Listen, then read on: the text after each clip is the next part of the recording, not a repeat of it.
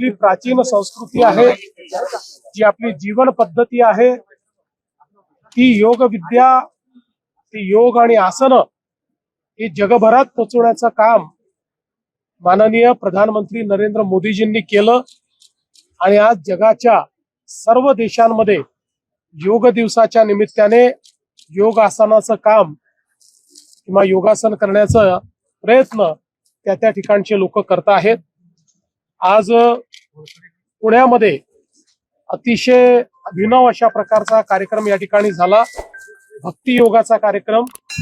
कारण आज योग दिनाच्या दिवशी आपल्या दोन्ही पालख्या, आपली वारी ही पुण्यामध्ये आलेली आहे आणि म्हणून आमच्या वारकरी भगिनी आणि बंधूंसोबत एक कार्यक्रम या ठिकाणी भक्ती योगाचा आयोजित करण्यात आला।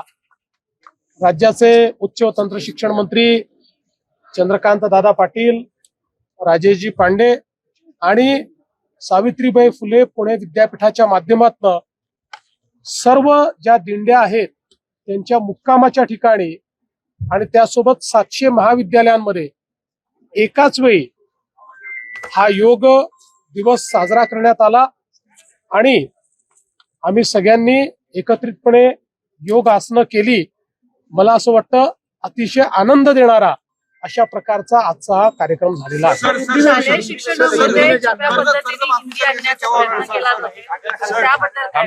रोज थोडी उत्तर द्यायची असतात। सर, कर्जमाफीबद्दल अनेकांची मागणी होती, भाविकांनी देखील मागणी केली की कर्जमाफीचा निर्णय अजून घेतलेला नाहीये। हे सरकारने शब्द फिरवलाय का? कारण की निवडणुकीच्या काळात देखील महायुतीमधील अनेक नेत्यांनी शब्द दिला होता। मी या संदर्भात अतिशय सविस्तर सांगितलेलं आहे। कर्जमाफी कधी करायची या संदर्भातल्या काही त्याचे नियम आहेत, त्या संदर्भात त्याची एक पद्धती आहे।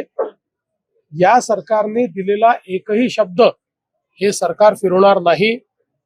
उचित वेळी, योग्य वेळी हा निर्णय देखील राज्य सरकार निश्चितपणे घेईल। तुम्ही रात्री पालखीचं दर्शन घेतलेलं आहे, मात्र तुम्ही येण्यापूर्वी माध्यम प्रतिनिधी तिथं वृत्तांकनासाठी गेले होते, त्यावेळेस आळंदी देवस्थानच्या ट्रस्टींना मुजोरी केल्याचं पाहायला मिळालं।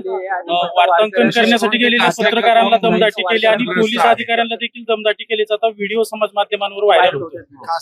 दादागिरी दिसते सर याच्यामध्ये। मला असं वाटतं की खरं म्हणजे आमच्या वारीचा आणि पालखीचा जो काही मूळ तत्व आहे, मूळ अर्थ आहे, ते आनंददायी अशा प्रकारचं तत्व आहे। ही आनंदाची पालखी आहे। विठुरायाकडे आनंद साजरा करत आपण जात असतो। त्यामुळे अशा प्रकारची घटना घडली असेल तर ती भविष्यात घडू नये अशा प्रकारचा प्रयत्न केला पाहिजे। त्याकरता संबंधितांशी आम्ही देखील चर्चा करू। अनेक वेळा स्ट्रेसमध्ये, टेन्शनमध्ये अशा प्रकारच्या गोष्टी घडतात, पण त्या घडू नयेत। त्यामुळे आपणही मनावर घेऊ नका, पुढे घडू नयेत अशा प्रकारचा प्रयत्न आम्ही देखील त्या संदर्भात करू। सर, पण अशा संस्थांवर माणसं नेमताना किमान काय जुन्या काळात काही निकष होते,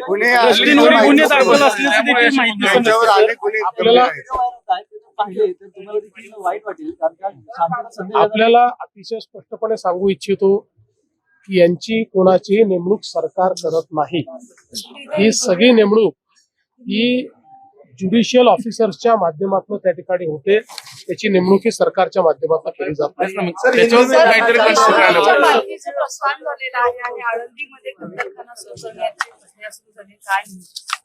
असं आहे की जो काही विकास आराखडा आहे, त्या विकास आराखड्यामध्ये आळंदीमध्ये एक आरक्षण कत्तलखान्याकरता दाखवलेलं आहे।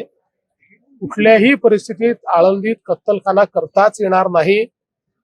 त्यामुळे ते आरक्षण वगळण्याचे आदेश हे मी स्वतः दिलेले आहेत आणि मी संपूर्ण आमच्या वारकरी संप्रदायाला आणि सर्व आमच्या वारकरी जे आमचे नेते आहेत त्या सगळ्यांना या ठिकाणी आश्वस्त करू इच्छितो की कोणत्याही परिस्थितीमध्ये आळंदीमध्ये अशा प्रकारचा कत्तलखाना करू दिला जाणार नाही।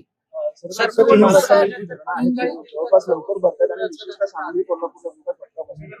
पद्धतीने राज्य सरकारचं नियोजन आहे? आम्ही पूर्ण परिस्थितीकडे लक्ष ठेवून आहोत।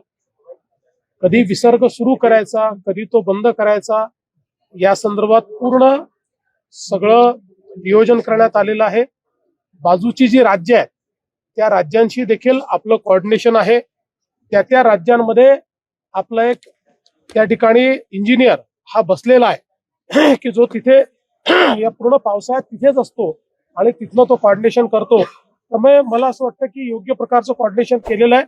अर्थात निसर्गाचा अलीकडच्या काळामध्ये काही फार भरोसा देता येत नाही, पण आपल्याकडनं नियोजन पूर्ण केलं.